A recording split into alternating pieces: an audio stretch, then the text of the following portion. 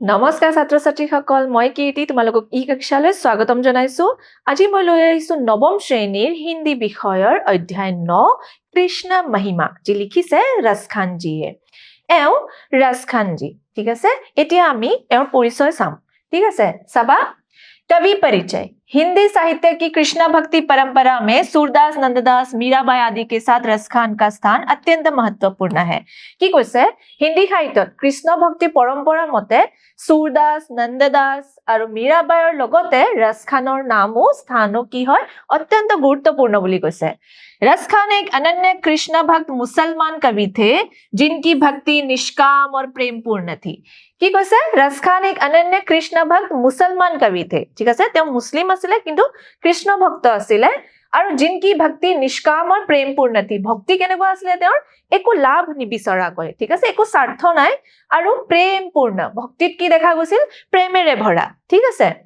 वे कोमल हृदय वाले भावुक और राजसी अभिमान से दूर रहने वाले व्यक्ति थे কি কৈছে কোমল অন্তৰৰ আৰু আবেগিক আৰু কিছু অহংকাৰৰ পৰা দূৰত থাকিহে ভক্তি কৰে ঠিক আছে অহংকাৰ মনত নাই হ'ব মূল নাম সৈয়দ ইব্ৰাহিম ঠিক আছে তেওঁৰ মূল নাম আসল নাম কি আছিল সৈয়দ ইব্ৰাহিম उपनाम रसखान ठीक है उपनाम की रसखान जन्म लगभग 1533 ईस्वी के आसपास आराध्य श्री कृष्ण ठीक है श्री कृष्ण की হয় आराध्य হয় তাৰপিছত চোৱা প্ৰেৰণা এতিয়া प्रेरणा कृष्णर प्रति प्रेम और भक्ति केनेকুৱা আহিল তেওঁৰ प्रेरणा কৰবা পালে श्रीमद् भागवत का फारसी अनुवाद पढ़कर कृष्ण प्रेम से प्रभावित हुए श्रीमद् भागवतर फारसी अनुवाद पढ़ी कृष्णर प्रेमत তেওঁ কি হল प्रभावित হল হবনে তাৰ পিছত সবা गुरु गोकुल में गोस्वामी विठलनाथ जी से भक्ति की दीक्षा ग्रहण की किससे की गोस्वामी विठलनाथ जी से भक्तिर दीक्षा माने शिक्षा ग्रहण करिसे मनत राखिबा तुमालोके नामটো गोस्वामी विठलनाथ साहित्यिक और अन्य तथ्य এতিয়া তেওঁৰ কিছুমান সাহিত্যিক আৰু অন্য তথ্য সোৱা প্ৰিয় স্থান এতিয়া প্ৰিয় কিছুমান জাগা স্থান আছে হবনে কি হয় সাবা গোকুল গোवर्धन ব্ৰজ বৃন্দাবন যমুনা তট এতিয়া কৃষ্ণৰ লগত জড়িত সকলো স্থান আদি জায়গা বস্তু তেওঁৰো প্ৰিয় হয় কাব্য ভাষা কবিতাৰ ভাষা কেনেকুৱা আছিল সাহিত্যিক ব্ৰজ ভাষা साहित्यिक ब्रज भाषा जिसमें सहजता मधुरता और सरसता के गुण स्पष्ट रूप से दिखाई देते हैं তেওঁৰ কবিতাসমূহ বেছিভাগ ব্ৰজ ভাষাত লিখা হৈছে प्रयुक्त छंद এতিয়া তেওঁৰ কবিতাসমূহ কেনেকুৱা ৰূপ দেখা গৈছে দোহা কবিতা আৰু সবৈয়া তেওঁ বেছিভাগ দোহা কবিতা আৰু সবৈয়া লিখিছিল যত কৃষ্ণৰ প্ৰতি থকা ভক্তি প্ৰেম আৰু কৃষ্ণৰ কিছুমান গুণ ঠিক আছে কৃষ্ণ যে কিমান মহান এইবোৰৰ বিষয় প্ৰশংসা কৰা হৈছে ঠিক আছে আগবাঢ়ো प्रमुख रचना তেওঁৰ কিছুমান প্ৰধান ৰচনাসমূহ চাবা চাৰ প্ৰামাণিক মানি जाती है চাৰিটা প্ৰামাণিক ৰচনা আছে কি হয় নাম চাবা সুজান ৰসখান প্ৰেম वाटिका दान लीला और अष्टयाम ठीक है এই চাৰিটা নাম তোমালোকে মনত ৰাখিবা ভালকে সুজান ৰসখান প্ৰেম वाटिका दान लीला और अष्टयाम अन्य तथ्य এতিয়া অন্য কিছুমান তথ্য সোৱা कहा जाता है कि तुलसीदास जी ने सर्वप्रथम रामचरितमानस की कथा यमुना तट पर रसखान को सुनाई थी ठीक है কোৱা যায় যে तुलसीदास जीए सर्वप्रथम মানে প্ৰথমবাৰৰ বাবে रामचरितमानस যমুনা পাৰত ৰসখানক কি কৰিছিলে শুনাইছিলে বুলি কৈছে কি শুনাইছিলে रामचरितमानस ठीक है उनकी रचनाओं में भक्ति रस प्रेम रस और काव्य रस का सुंदर समन्वय है কি কৈছে এতিয়া ৰসখানে লিখা যিমান ৰচনাসমূহ আছে তাতে কি দেখা গৈছে ভক্তি ৰস প্ৰেম ৰস আৰু কাব্য ৰস দেখা হৈছে মিশ্ৰণ আছে হবনে সেই কাৰণে তেওঁৰ নাম কি পৰিল ৰসখান ঠিক আছে হেবাবে তেওঁ কি বুলি জনা হয় ৰসখান বুলি জনা হয় ঠিক আছে निधन এতিয়া लगभग 1618 ईस्वी के आसपास তেওঁৰ মৃত্যু কেতিয়া হল 1618 সনৰ ওচৰে পাছৰে ঠিক আছে 1618 ईस्वी में ठीक है अब कविता में आगे बढ़ते हैं कृष्ण महिमा এতিয়া कृष्ण महिमा कृष्ण की महिमा ठीक है इसमें क्या है देखो कृष्ण महिमा शीर्षक के अंतर्गत संकलित चारों छंद सुजान रसखान से लिए गए हैं এতিয়া कृष्ण महिमा কবিতাটো কৰ পৰা লোৱা হৈছে कृष्ण महिमा থাকা চাৰিটা ছন্দ ঠিক আছে ছন্দ মানে ভাগ কবিতাৰ ৰূপ হয় ঠিক আছে এই চাৰিটা ভাগ কৰ পৰা লোৱা হৈছে ৰসখানৰ প্ৰামাণিক চাৰিটা ৰচনা আছিল তাৰে ভিতৰত হৈছে এটা সুজান ৰসখান ঠিক আছে সুজান ৰসখানৰ পৰা কৃষ্ণ মহিমা লোৱা হৈছে ঠিক আছে চাৰিটা ভাগ কৃষ্ণ মহিমাৰ লোৱা হৈছে इन चारों छंदों से कृष्ण भक्ति की महिमा ही प्रकट हुई है কৃষ্ণৰ প্ৰতি থকা ভক্তি কি পাইছে প্ৰকাশ পাইছে বুলি কৈছে এই কবিতাৰ জৰিয়তে তেওঁ বুজাব চেষ্টা কৰিছে भाव की तल्लीनता मार्मिकता और भाषागत सरसता चारों छंदों में विद्यमान है ठीक है एतिया प्रथम छंद में अपने आराध्य कृष्ण के सानिध्य में रहने की कवि गहरी इच्छा का संकेत मिलता है एतिया जिहेतु चारिटा छंद আছে চাৰিটা भाग আছে प्रथम छंद में क्या दिखाया गया है आराध्य कृष्ण के सानिध्य में रहने की कवि गहरी इच्छा का संकेत मिलता है माने निजर आराध्य श्री कृष्णर सानिध्य विचारा किछु इच्छा प्रकाश करिसे प्रथम भागत ठीक है दूसरे छंद में अपने उपास्य से जुड़े अलग अलग उपकरणों पर सर्वस्व न्यौछावर करने की चाहत व्यंजित हुई है एतिया द्वितीय भागत साबा दूसरे छंद में द्वितीय छंदत ठीक है द्वितीय भागत की देखाइছে एतिया श्री कृष्णर লগত জড়িত प्रतिটো বস্তু জায়গা আদিৰ বাবে ৰসখানে নিজৰ সকলো ত্যাগ কৰা ইচ্ছা প্ৰকাশ কৰিছে হবনে দ্বিতীয় ভাগত तीसरे छंद में कवि ने आराध्य श्री कृष्ण के बाल रूप की माधुरी का एतिया तृतीय भागत ठीक है तृतीय छंदत की देखाइছে कवि ने आराध्य श्री कृष्ण के बाल रूप का माने शैशवर हे श्री कृष्णर रूप ठीक है की কৰিছে रूप की माधुरी का आकर्षक वर्णन किया है माने श्री कृष्णर बाल रूप माने সৰু কালৰ रूप শৈশৱৰ रूपर ধুনিয়া বৰ্ণনা কৰিছে তৃতীয় ভাগত ঠিক আছে चौथे छंद में गोपी भाव से अपने उपास्य कृष्ण की तरह ही वेश धारण करने को छोड़कर मुरली को छोड़कर की तीव्र चाहत प्रकट हुई है एतिया चतुर्थ भागत की देखाइছে गोपी भावेरे তেওঁ শ্ৰীকৃষ্ণৰ ৰূপ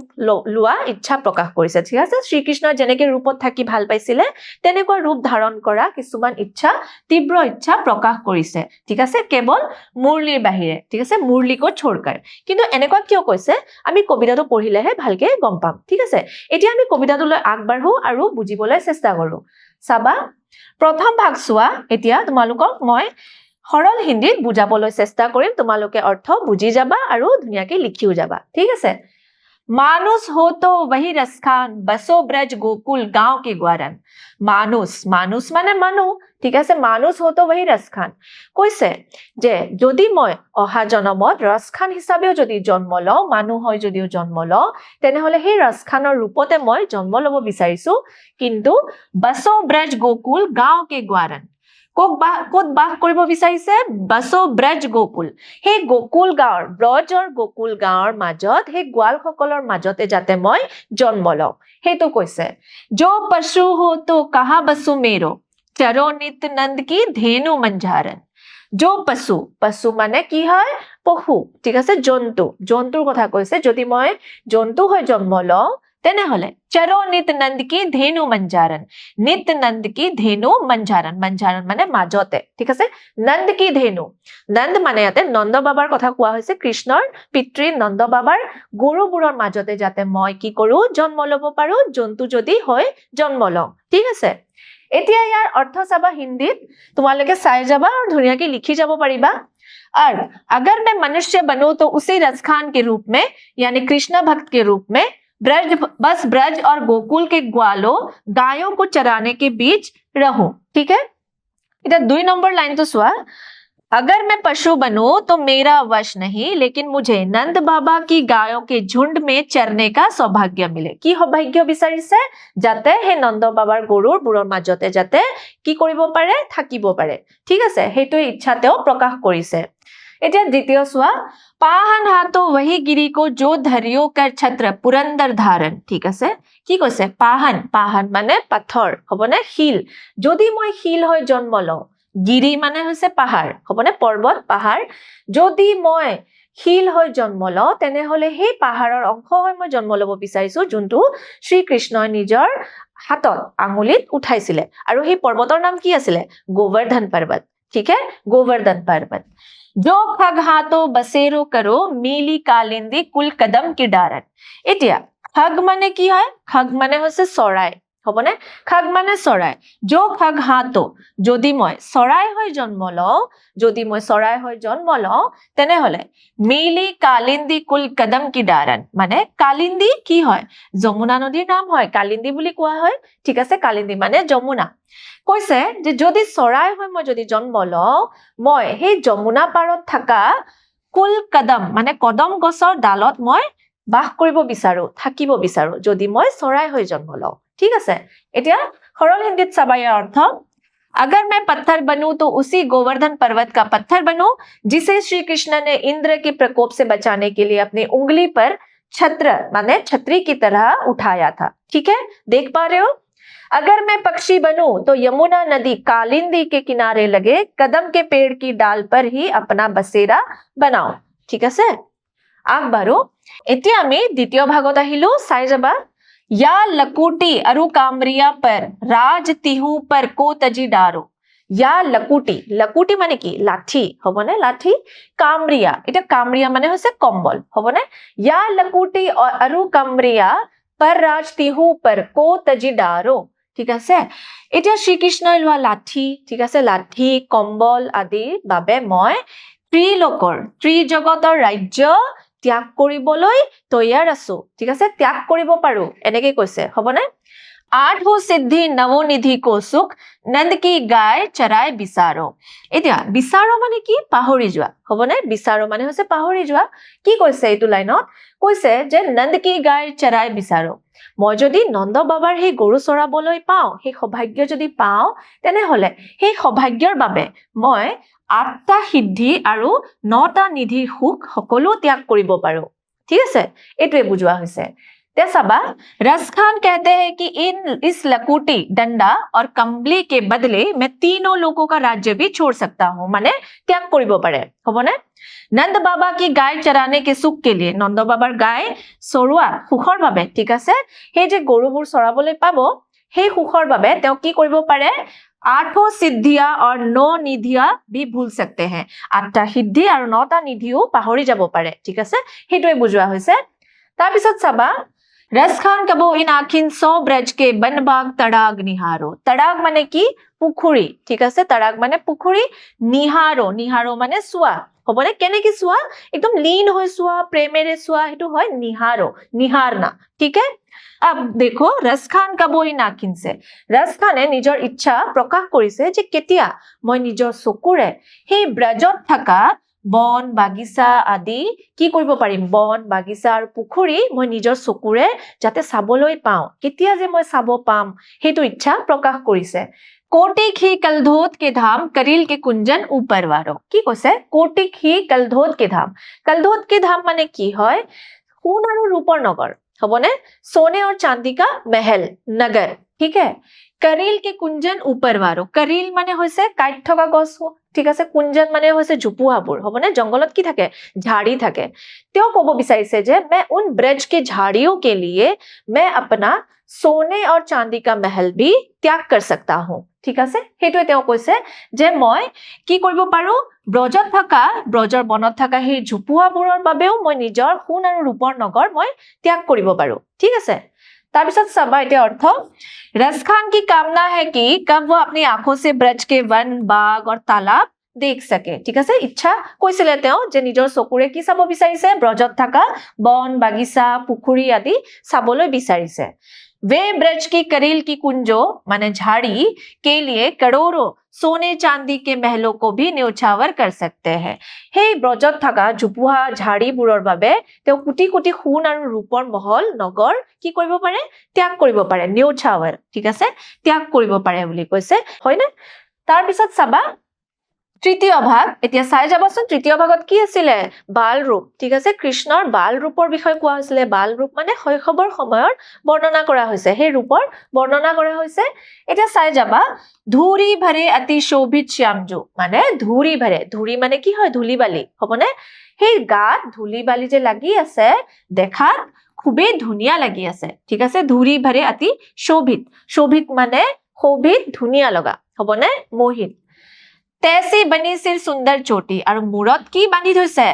ধুনিয়া টিকনি সুন্দৰ টিকনি এটা বান্ধি থৈছে ঠিক আছে तैसी बनी सिर सुंदर चोटी ठीक আছে চটি বান্ধি থৈছে खेलत खात फिरे अंगना पग पैंजनी बाजी पीरी कछोटी কি কৈছে খেলত মানে খেলি আছে খাত মানে খাইও আছে খেলি খাই ফিরে अंगना মানে চোতালত ঘূৰি ফুৰিছে, খেলি আৰু খাই চোতালত ঘূৰি ফুৰিছে, গাত লাগি আছে ধূলি বালি, ঠিক আছে, মূৰত কি বান্ধি থৈছে, টিকনি, হয়নে নহয়, চৌটি বান্ধি থৈছে, আৰু খেলি আৰু খাই চোতালত ঘূৰি ফুৰিছে, খেলি আছে। पग पैंजनी बाजी पीरी कछौटी। इतिया भरित की पिंधि थैसे पैंजनी, पैंजनी माने হৈছে पायल, হবনে, पैंजनी माने पायल, नुपुर, जुनुका, ঠিক আছে, पायल, बाजी पीरी कछौटी, ঠিক আছে, पायल কি হৈ আছে, पायल বুজি আছে, যিহেতু চোতালত ঘূৰি ফুৰিছে, হয়নে নহয়, সেইকাৰণে पायल বুজি আছে, আৰু पीरी कछौटी, पीरी মানে হালধীয়া ৰঙৰ কি পিন্ধি থৈছে, ধুতি পিন্ধি থৈছে, कछौटी মানে ধুতি, ঠিক আছে, বস্ত্ৰ তেওঁ পিন্ধি থৈছে, হবনে।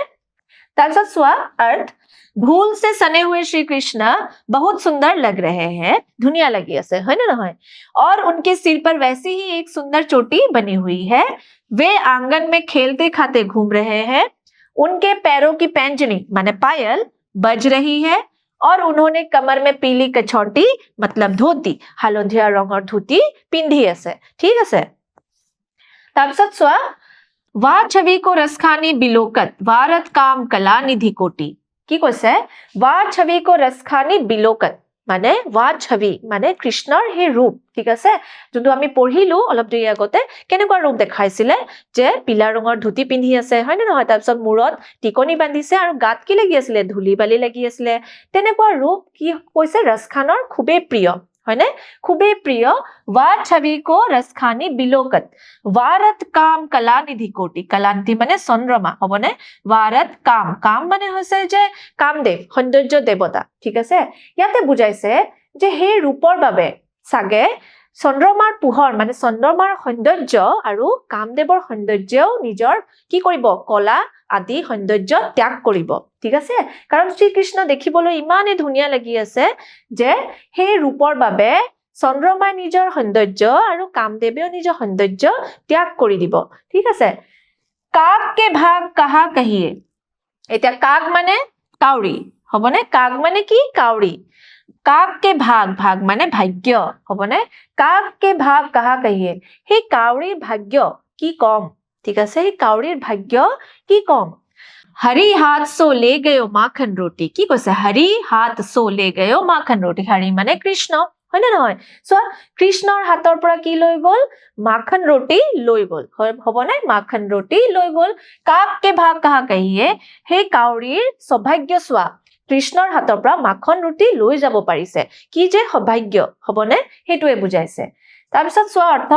रसखान कहते हैं कि उनकी इस छवि को देखकर कामदेव भी अपनी करोड़ों कलाओं को उस पर न्योछावर कर देते हैं, कामदेवेও নিজৰ কলা সৌন্দৰ্য আদি সকলো ত্যাগ কৰি দিব পাৰে, কৃষ্ণৰ সেই ধুনীয়া ৰূপ দেখি চন্দ্ৰমায়ে নিজৰ সৌন্দৰ্য ত্যাগ কৰি দিব পাৰে, अर्थात उनकी सुंदरता अद्वितीय है, ठीक है। उस कव्वे का भाग्य कितना बड़ा है, সেই কাউৰীৰ ভাগ্য কিমানে ডাঙৰ, হবনে, কিমান সৌভাগ্য, जो श्री कृष्ण के हाथ से माखन रोटी लेकर उड़ गया, যোনে কি কৰিছে, কৃষ্ণৰ হাতৰ পৰা মাখন ৰুটি লৈ উৰি যাব পাৰিছে, হবনে, কিমানে যে সৌভাগ্য, কিমানে ভাগ্য ভাল যে শ্ৰীকৃষ্ণৰ হাতৰ পৰা কি কৰিছে, মাখন ৰুটি লৈ পেলাই উৰি যাব পাৰিছে, সেইটোৱে বুজোৱা হৈছে। এতিয়া আমি চতুৰ্থ ভাগলৈ আহিলো, এতিয়া চতুৰ্থ ভাগত কি দেখাইছিলে, ৰসখানে গোপী ভাৱত দেখুৱাব চেষ্টা কৰিছে যে তেওঁ কেনেকে শ্ৰীকৃষ্ণৰ সেই ৰূপ ধাৰণ কৰা ইচ্ছা আছে, হয়নে নহয়, শ্ৰীকৃষ্ণৰ সেই ৰূপ লোৱা ইচ্ছা আছে বুলি গোপী ভাৱত কবলৈ চেষ্টা কৰিছে। মোৰ পখাচিৰ ওপৰ ৰাখি হা, মই ময়ূৰৰ বুকুত নিজৰ মূৰত ৰাখিব বিচাৰিছো, ঠিক আছে, সেইটো কৈছে। গুঞ্জ কি মাল গৰে पहिरांगी, ঠিক আছে, গুঞ্জ কি মাল গৰে पहिरांगी, গৰে মানে ডিঙি, হবনে, গুঞ্জ কি মাল, গুঞ্জৰ মালা ডিঙিত লব বিচাৰিছে, পিন্ধিব বিচাৰিছে, ঠিক আছে। ओढ़ी पितंबर ले लकुटी बन गोधन ग्वारनी संग फिरांगी, মানে কি কৈছে, ओढ़ी पितंबर হালধীয়া বস্ত্ৰ মই উৰি, পিতাম্বৰ মানে হালধীয়া বস্ত্ৰ, ঠিক আছে, ओढ़ी पितंबर শ্ৰীকৃষ্ণৰ নিচিনা মই হালধীয়া বস্ত্ৰ পিন্ধিবলৈ বিচাৰিছো, ले लकुटी, लकुटी মানে আমি পাইছিলো যে লাঠি, লাঠি লৈ পেলে বনত মই গৰু চৰুৱাবোৰৰ লগতে যাবলৈ বিচাৰিছো, গৰু চৰাবলৈ বিচাৰিছো, জংগল যাব মই বিচাৰিছো, সেই বনত যাবলৈ বিচাৰিছো, ঠিক আছে, গোধন মানে গৰু, ঠিক আছে। তাৰপিছত এটা হিন্দী অৰ্থ চাবা, कोई गोपी अपने सखी से कहती है कि हे सखी, ঠিক আছে গোপিনীয়ে নিজৰ বান্ধৱীক কৈ আছে যে হে সখী मैं मोर मुकुट को अपने सिर के ऊपर पहनूंगी ঠিক আছে ময়ূৰৰ মুকুট কি পিন্ধিব মূৰত পিন্ধিবলৈ বিচাৰিছে গুঞ্জো কি মালা গলে में धारण करूंगी গুঞ্জৰ মালা ক'ত পিন্ধিব ডিঙিত পিন্ধিব मैं पीले वस्त्र भी ओढ़ लूंगी ঠিক আছে হালধীয়া বস্ত্ৰ পিন্ধিবলৈ বিচাৰিছিল হয় নে নহয় और हाथ में लाठी और हाथत लाठी লৈ जंगल में गायों और ग्वालिनों के साथ घूमने के लिए भी तैयार हो और जंगলত ग्वालिन সকলৰ লগত আৰু গৰুবোৰৰ লগত ঘুৰি ফুৰিবলৈ বিচাৰিছে সেই ইচ্ছা মোৰ মনত আছে ঠিক আছে হেতু কৈছে তাৰ পিছত চোৱা भाव तो वही मेरे रस खाने सो तेरे कहे सब स्वांग भरोंगी কি কৈছে ভাव तो वही मेरे रस খানে কৈ আছে ঠিক আছে ৰস খানে কৈছে যে শ্ৰী কৃষ্ণৰ সেই ৰূপটো মোৰ বাবে খুবেই প্ৰিয় হয় মই বিৰাতে ভাল পাওঁ সেই কাৰণে তুমি কোৱাৰ বাবে মই কি কৰিম শ্ৰী কৃষ্ণৰ ৰূপত মই আহিবলৈ বিচাৰিছো ঠিক আছে শ্ৰী কৃষ্ণ যেনেকৈ থাকি ভাল পায় ময়ো তেনেকৈ থাকিব বিচাৰিছো হবনে या मुरली मुरलीधर की अधरान धरी अधरान अधरांगी या मुरली মানে শ্ৰীকৃষ্ণৰ বাহিৰ কথা কোৱা হৈছে ঠিক আছে মুৰলীধৰ কি अधरान धरी अधरान अधरांगी अधरा মানে উট কৈছে মই শ্ৰীকৃষ্ণৰ নিচিনা সম্পূৰ্ণ ৰূপ মই ল'ব বিচাৰিছো কিন্তু কেৱল মই মুৰলী নিজৰ উঠত ধাৰণ নকৰো ঠিক আছে শ্ৰীকৃষ্ণ লোৱাই মুৰলী শ্ৰীকৃষ্ণই যি মুৰলী লয় যি বাহি লয় সেই বাহি মই নিজৰ মুখত ল'ব বিচৰা নাই মই নিজৰ উঠত ল'ব বিচৰা নাই কেৱল মই সেই মুৰলী আৰু বাহি মই নিজৰ উঠত ল'ব বিচৰা নাই ঠিক আছে হেতুৱে বুজোৱা হৈছে তাৰ পিছত চাবা अर्थ रस खान कहते हैं कि वह श्री कृष्ण का रूप मेरे मन को बहुत भाता है ठीक है ভাল পায় হয় নে নহয় इसलिए मैं तुम्हारे कहने पर वह सारा रूप रंग धारण कर लूंगी যেনেকৈ কৃষ্ণ থাকি ভাল পাইছিলে তেনেকৈ ৰূপ ৰং মই ধাৰণ কৰি ল'বই বিচাৰিছো ঠিক আছে परंतु किंतु मुरलीधर श्री कृष्ण की मुरली को ठीक है जिससे उन्होंने अपने होठों पर रखा था मैं अपने होठों पर कभी नहीं रखूंगी কৈছে যে শ্ৰী কৃষ্ণই যি বাহি নিজৰ মুখত ৰাখিছিলে সেই বাহি মই নিজৰ উঠত কেতিয়াও ল'ব বিচৰা নাই ঠিক আছে কেতিয়াও মই ধাৰণ কৰিব বিচৰা নাই হেতুৱে কৈছে ঠিক আছে ছাত্ৰ ছাত্ৰীসকল ইতিমধ্যে আমি কবিতাটো সম্পূৰ্ণভাৱে বুজিছো আশা কৰিছো তোমালোকে খুব মন দি শুনিছা আৰু বুজিছা এতিয়া আমি প্ৰশ্ন কেইটামান চাই লওঁ চোৱা প্ৰথম প্ৰশ্ন ৰসখান जी ने भक्ति की दीक्षा किससे ग्रहण की रसखान जीয়ে ভক্তিৰ শিক্ষা ক'ৰ পৰা গ্ৰহণ কৰিছিলে তুলসীদাস जी से सूरदास जी से ने गोस्वामी विठलनाथ जी से আমি কি পাইছিলো তেওঁৰ পৰিচয়ত আমি পাইছিলো गोस्वामी विठलनाथ जी से रसखान जी ने भक्ति की दीक्षा ग्रहण की थी है कि नहीं द्वितीय प्रश्न कालिंदी शब्द से किस नदी का बोध होता है कालिंदी বুলি ক'লে কি নদীৰ কথা বুজোৱা হয় চাবাচোন सरस्वती यमुना ने ब्रह्मपुत्र আমি কবিতাটোত কি পাইছিলো আমি পাইছিলো यमुना ठीक है कालिंदीर बेलेग এটা নাম হৈছে यमुना মানে যমুনা নদী ठीक है उसके बाद देखो तृतीय प्रश्न धूरी भरे अति शोभित श्यामजू मैं किस रूप में वर्णन है धूरी भरे अति शोभित श्यामजू বুলি কয় কেনেকুৱা ৰূপ দেখুৱা হৈছে राधे कृष्ण का बाल कृष्ण का ने योगी कृष्ण का আমি কি পাইছিলো ধূলি বালি মানে কি হয় ধূলি বালি লাগি থকা হে গা ঠিক আছে খুব ধুনিয়া লাগি আছিল বুলি কৈছিলে এটো কেনেকুৱা ৰূপৰ বিষয়ে কোৱা হৈছিলে শ্ৰী কৃষ্ণৰ বাল কৃষ্ণ কা ঠিক আছে শৈশৱৰ সময় কোৱা হৈছিলে ঠিক আছে শৈশৱত শ্ৰী কৃষ্ণ দেখিবলৈ কেনেকুৱা আছিল কিমান ধুনিয়া আছিল সেই ৰূপৰ বিষয় বৰ্ণনা কৰা হৈছিল হয় না নহয় ঠিক আছে ছাত্ৰ ছাত্ৰীসকল আজিলৈ ইয়াতে সামৰিছো আশা কৰিছো তোমালোকে প্ৰশ্নসমূহ ভালকে বুজি পাইছা আকৌ লগ পাম ধন্যবাদ